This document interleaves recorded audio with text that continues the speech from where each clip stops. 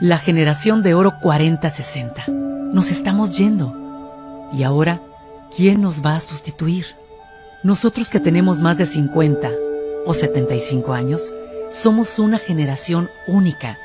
Espero que alguna vez pueda venir otra igual, porque somos la última generación que escuchaba a sus padres, tíos, abuelos. También los respetábamos, así como a nuestros profesores, a las personas mayores, las amábamos de verdad.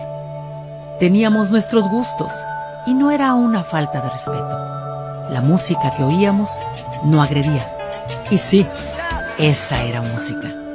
Nosotros atravesamos la era del rock, Woodstock, hippies, la hierba, viajes a la luna y muchas guerras que no eran nuestras. Crecimos tutelados por los militares. Estudiamos en escuelas, colegios y universidades públicas. No había seguros médicos privados. Jugábamos en las calles. Teníamos 3 meses de vacaciones. Tuvimos novias, novios y muchos de nosotros se casaron con la primera o primero y continúan.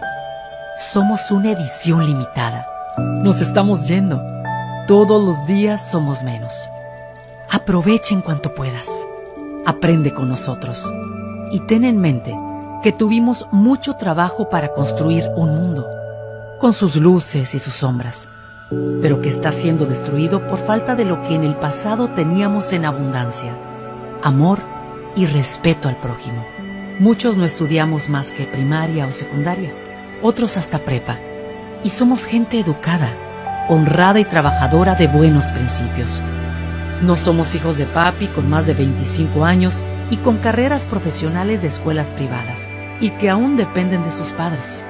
No éramos mantenidos, no hablábamos como carretoneros.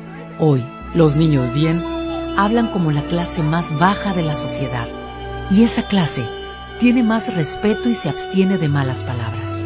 Nos tocó tener principios y respeto, y pasaremos a la historia como una generación humana y con valores.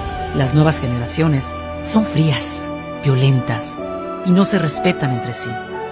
La mayoría encontrará todo servido, y lo principal, carecen de sentimientos, moral y buenas costumbres. Los que tenemos de 50 a 75 años o más, fuimos y seremos una generación extraordinaria, como quizá nunca jamás se vuelva a ver. Recuérdalo. Saludos.